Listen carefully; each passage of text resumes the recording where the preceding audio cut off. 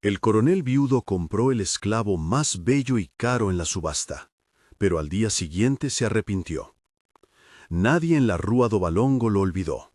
Tampoco quienes lo presenciaron sabían realmente qué lo había impulsado a poner sobre la mesa la suma más alta que se había oído en aquel mercado de cuerpos. Lo que vieron fue el martillazo, el sonido seco que selló la compra, y la figura de Isadora dos Santos alzada sobre el tablón como si la gravedad de su dignidad quisiera desafiar la mercancía que la rodeaba. El aire en la plaza estaba cargado de polvo y salitre. Era marzo de 1856, y el puerto olía a pescado, a cuero mojado y a sudor. Había voces que husmeaban como ratas, una mezcla de portugués y de otros idiomas, pasos de hombres con botas embarradas, bolsas que crujían y monedas que tintineaban. El subastador golpeaba el tablón con un mazo cuya repetición parecía marcar el pulso del lugar. 1, 2, 3, 1, 2, 3. La gente se apiñaba en torno, los ojos afilados como cuchillos. Sobre el tablón, las personas que se ofrecían no eran números fríos. Eran mujeres, hombres, chicos cuyos rostros apenas se distinguían entre el polvo. Pero cuando Isadora subió, algo en la atmósfera cambió. No fue la belleza en el sentido decorativo lo que cortó el rumor, fue la presencia. Llevaba el pelo recogido con cuidado, las manos limpias a pesar del polvo, la espalda erguida como si llevara años practicando el gesto de no inclinarse. Había en su mirada, frente a la muchedumbre, una especie de calma que no pedía nada y a la vez exigía respeto. El coronel Augusto Méndez de Braganza, que había viajado aquella mañana desde su carruaje sin haber hablado con nadie durante meses, la vio y sintió algo tan rudo y tan preciso como un puñal. La sonrisa de su mujer muerta y los labios de su hija en fotos plegadas en el bolsillo de su chaqueta, imágenes que ya no respondían a su llamada. Compró a Isadora como se compra una imagen, pensó la gente. Como se compra un remedio para la soledad, murmuraron algunos. Pagó un precio que dejó a más de uno sin respiración, y cuando el martillo cayó, la noticia se extendió por Valongo como una sombra. Augusto volvió al carruaje con la compra envuelta en silencio. No hablaba. Sus manos, acostumbradas a dirigir manos de trabajo y cartas de administración, temblaron solo una vez al ajustar el guante. Dentro del compartimento, Isadora permaneció sentada sin pronunciar palabra.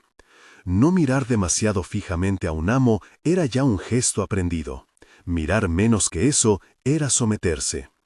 Pero ella sostuvo la mirada de Augusto con una neutralidad que lo hizo sentir descubierto.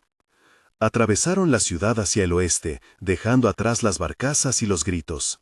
El camino hacia la hacienda Sao Sebastián era largo, y el aire cambió.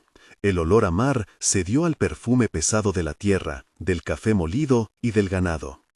Los árboles dibujaron sombras sobre rastrojos dorados, y el carruaje parecía un extranjero desplazándose sobre una fotografía antigua.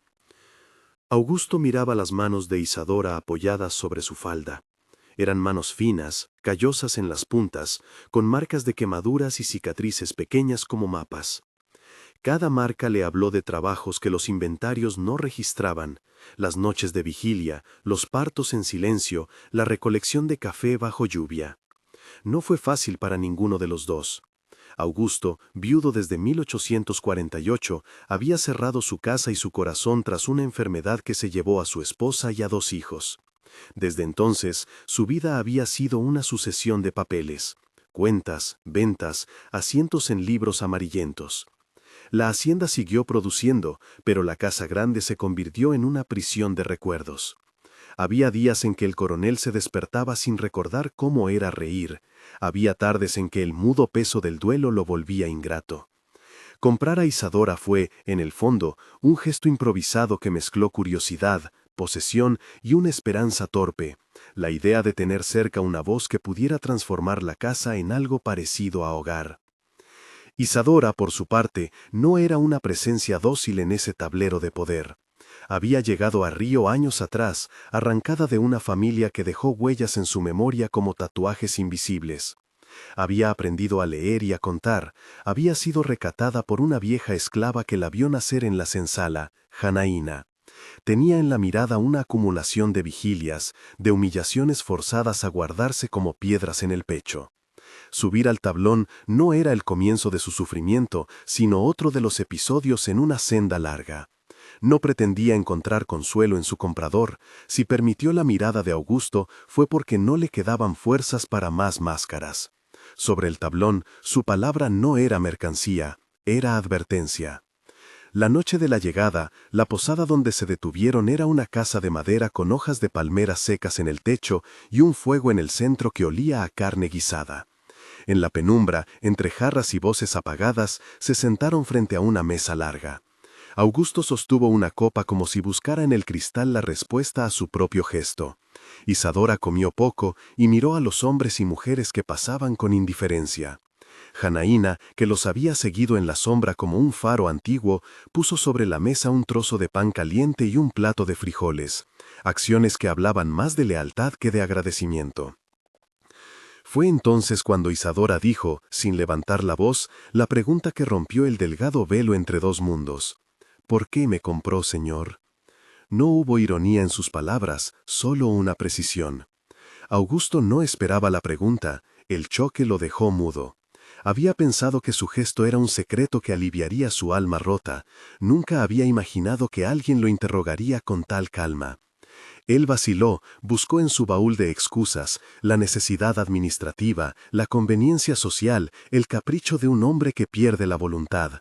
Pero nada de eso tocó la raíz de la cuestión. Con la luz de la lámpara, meciéndose sobre su rostro, respondió lo que sentía sin que la palabra fuera sana. Busqué compañía. La frase salió como una confesión y como una acusación a la vez. Isadora no aceptó esa respuesta. Había en su voz una mezcla de cansancio y desdén que no ocultaba su dolor. No necesitaba que me comprara para ser compañía, coronel. Necesitaba que me escuchasen. No soy un remedio para la soledad de nadie. Sus palabras golpearon el aire como palomas que se estrellan contra una ventana.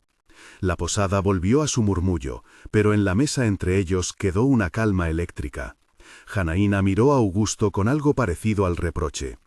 Era una mujer que había servido a la casa por décadas y conocía las costuras del poder. Sabía que detrás de la compra había un gesto que no curaba nada. Había además una pregunta que latía con más fuerza que la propia conversación. ¿Qué haría Augusto ahora que la compra era irrevocable? Esa misma noche, la casa grande respiró con una tranquilidad aparente. Las lámparas parpadeaban, los criados se retiraron y el silencio se volvió una ciudad cerrada. Isadora fue llevada a una habitación modesta, una cama, una mesa, un cántaro con agua. No hubo lujos, no hubo bromas, solo el crujir de la madera y el viento que entraba por la ventana. Todo era extraño y familiar al mismo tiempo. Para Isadora, la casa era otra forma de jaula. A medianoche, cuando la luna apenas jugaba con la línea de los útiles, ella se levantó. Caminó hasta la mesa donde descansaban los utensilios del coronel. Una pistola pequeña y vieja, perteneciente a su época de militar, guardada ahora como reliquia. La tomó con manos que no temblaban. Miró el cañón, centró la punta en su sien y por un instante que duró una eternidad, la oscuridad pareció tan simple como una puerta cerrada. El grito que rompió la noche fue el de Janaína, que irrumpió en la habitación como un viento viejo y la arrancó del borde del abismo. La anciana agarró la mano de Isadora con una fuerza de siglos y dijo su nombre como si fuera una oración. «No te lo permito», murmuró Janaína, no para ordenarla, sino para recordarle que aún quedaba una elección. La pistola cayó al suelo con un sonido metálico que aún hoy podría describirse como la medida exacta entre el peligro y la redención. El coronel, despertado por el ruido, llegó tambaleándose, sin entender al principio lo que veía. La hija de la noche sosteniendo a la mujer que había comprado, una mano en el suelo, lágrimas que no se parecían a las suyas. En ese momento, Augusto se vio frente a un espejo que no le había mostrado antes su reflejo. No era la compra la que veía, sino la consecuencia de su propio duelo convertido en posesión. Al observar a Isadora temblando, no como objeto sino como sujeto con voluntad, percibió con brutal claridad la injusticia de aquello que sostendría con su firma. Fue un instante de comprensión que dolió como una herida nueva. Su riqueza tenía raíces en dolores que él nunca había mirado de frente. Ver la pistola en la mesa, el rostro desgarrado de Isadora, la mano de Janaina apretando la suya, todo eso provocó en él una sensación que no supo nombrar al principio, pero que luego traduciría como arrepentimiento. A la mañana siguiente no hubo duda. El coronel ordenó que llamaran al escribano. La alforria, es decir, el documento formal que otorgaba la libertad, no era una cifra ni una dádiva. Era una palabra escrita que transformaba papeles y costumbres. Augusto, con la voz que aún temblaba, dijo que no quería que Isadora fuera tratada nunca más como propiedad. El escribano, con su plumilla tintada en tinta negra, preguntó por la rúbrica y por el precio. Lucio Ferreira, el administrador de la hacienda, que hasta entonces había sido el guardián de las rutinas, se mostró atónito. «Sería imposible», dijo con la frialdad de quien entiende que el mundo no cambia por la voluntad de un solo hombre. Pero la voluntad de Augusto, que había sido una roca dura y ahora se volvía corriente, encontró la grieta por donde pasar. Firmó y pagó no por la compra, sino por la liberación. La noticia de la alforria no tardó en recorrer el valle. Vecinos y otros hacendados vinieron con rostros que combinaban incredulidad y desdén. «Ha sido un capricho», dijeron algunos. «Un desordo para la tradición», murmuraron otros. Rumores se esparcieron, que si Augusto había perdido la cabeza con la viudez, que si había sido manipulado por Isadora. La comunidad de la hacienda, en cambio, recibió la noticia con una mezcla de esperanza conturbada. Para la gente que vivía y trabajaba en San Sebastián, la decisión fue una lente que exageraba los cambios y la precariedad. Algunos temían que no fuera más que un gesto simbólico sin consecuencias reales. Pero Augusto cumplió. Dictó órdenes. Los castigos físicos, habituales en tiempos de antepasados, fueron reducidos hasta desaparecer. Lucio, renuente, tuvo que adaptar su gestión. Se instituyeron nuevos horarios razonables y se permitió a familias permanecer juntas y no ser separadas por ventas. Se contrató a algunos trabajadores libres y se ofrecieron contratos por temporadas en lugar de imposiciones sin derechos. No todo cambió de la noche a la mañana, la estructura económica seguía siendo la misma para muchos, y las cadenas invisibles de dependencia persistieron. Pero hubo un corrimiento. Por primera vez en años, el nombre de una persona dejó de ser un número en un libro de contabilidad y pasó a tener derechos reconocidos en papel. Isadora no recibió la libertad como si fuera un don pensado para devolverle la alegría perdida. La aceptó como lo que era, un paso en un camino que aún sería largo. Se mantuvo firme en su decisión de no convertirse en la tarjeta de presentación de la bondad ajena. Aceptó la alforria y con ella la posibilidad de tomar decisiones sobre su futuro. No se casó de inmediato con Augusto. No fue una amante ni una amiga por caridad. Su relación con él fue, al principio, un conjunto de intercambios prácticos. Ella organizaba parte de la casa, llevaba cuentas de los animales y supervisaba trabajos en los campos con mano firme. Su autoridad creció entre los trabajadores, no por decreto, sino por competencia y por respeto ganado. La resignificación del poder en São Sebastião fue lenta y resistida por fuera. Vecinos conservadores organizaron cenas para comentar lo ocurrido como si fuera un escándalo social. Gente pobre y esclavizada de fincas vecinas miraba a Isadora con una mezcla de recelo y esperanza.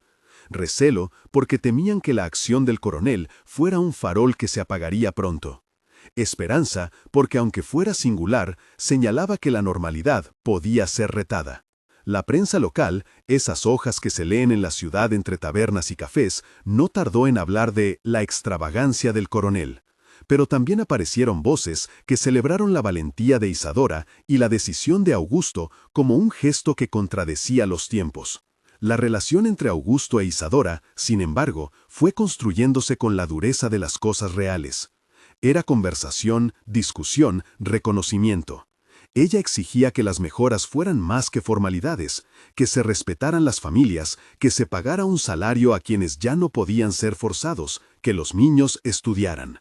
Él, que había heredado la hacienda y toda la tradición, aprendió a escuchar sin interrumpir, aprendió a transferir decisiones administrativas a una mesa donde Isadora era titular.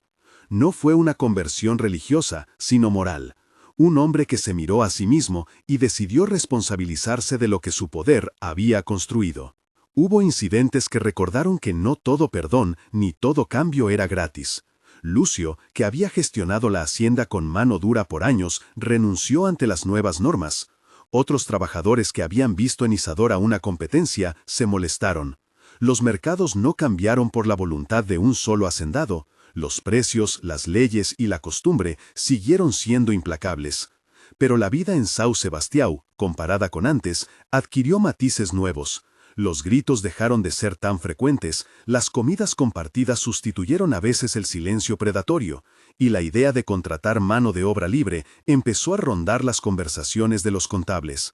Con el paso de los años, la convivencia entre ambos evolucionó hacia algo que no tiene una palabra fácil. Un matrimonio construido sobre elección, no sobre posesión. No fue un romance de novela, sino una alianza que fue dejando pistas en los muebles, en los papeles, en la forma en la que se hablaban por la mañana. Isadora mantuvo su independencia. Rechazó inmediatamente la idea de ser la señora en el sentido tradicional. Prefirió ser compañera en los términos que ella misma marcó.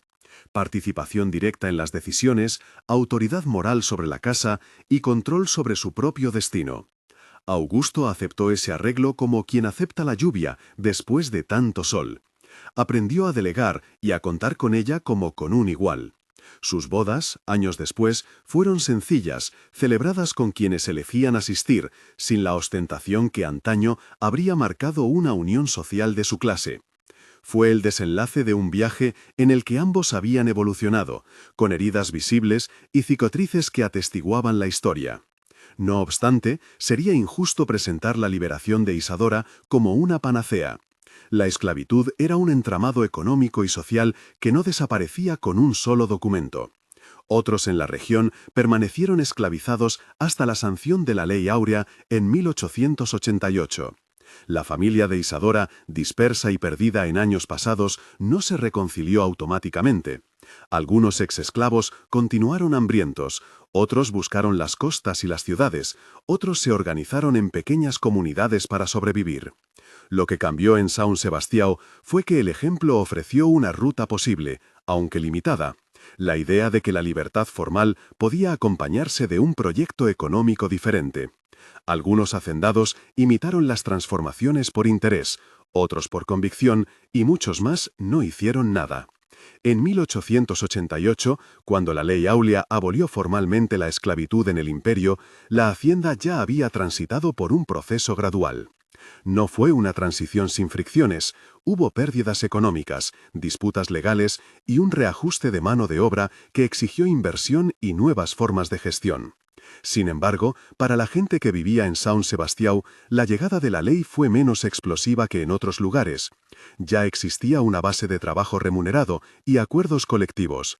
Isadora, que entonces era una mujer en la mediana edad, vio en la ley la coronación de una lucha colectiva, pero no la solución de todos los problemas. Aún así, la formalidad legislativa permitió que generaciones posteriores crecieran sin cadenas legales que los definieran. El final de la historia de Augusto y de Isadora no fue espectacular. Augusto murió al final de la década de 1880. Su nombre quedó en algunos libros de la Hacienda y en el recuerdo de quienes se beneficiaron y sufrieron bajo su mando. Pero el gesto que lo había marcado, comprar y luego arrepentirse al día siguiente hasta convertir ese arrepentimiento en acción, fue para muchos una demostración de que las decisiones personales pueden tener consecuencias colectivas. Isadora vivió hasta la ancianidad con la energía que dan las personas que han conocido la adversidad y han aprendido a ponerla en palabras. Fue testigo de nietos que corrieron por la misma tierra que la vio joven y trabajadora, de mujeres y hombres que ejercían oficios sin que nadie los adjudicara como propiedad. En la última escena, la anciana Isadora se sentaba en la baranda de la casa que ya no olía a esclusa, sino a guiso y a jara recién cortada. Miraba el camino que conducía al pueblo y a veces, en las tardes largas, recordaba la pistola fría sobre la mesa, la mano de Janaína que la sostuvo y el rostro sorprendido del coronel. A menudo decía que hubo un segundo, apenas un parpadeo de desesperación en el que su vida estuvo a punto de terminar. Ese segundo la salvó, no por una gracia divina única ni por la bondad absoluta de un hombre, sino porque alguien tuvo el coraje, tardío y costoso sí, de aceptar su responsabilidad.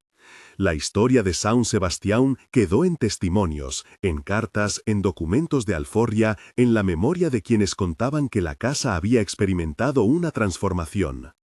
Esa transformación no borró la injusticia de un sistema que se sostenía sobre la explotación, tampoco redimió a todos, pero sí introdujo un ejemplo, una lógica operativa distinta. La libertad, cuando se conquista y se practica con sentido, crea redes que trascienden las firmas en los pergaminos. Hay, sin embargo, una lección que no puede olvidarse.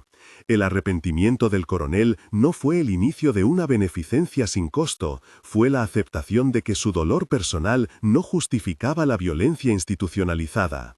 Cuando Augusto miró a Isadora y comprendió que su gesto era una equivocación moral, tuvo la opción de mirar hacia otro lado o de actuar. Eligió actuar, no para limpiar su nombre, sino para enmendar, en lo que podía, una injusticia palpable.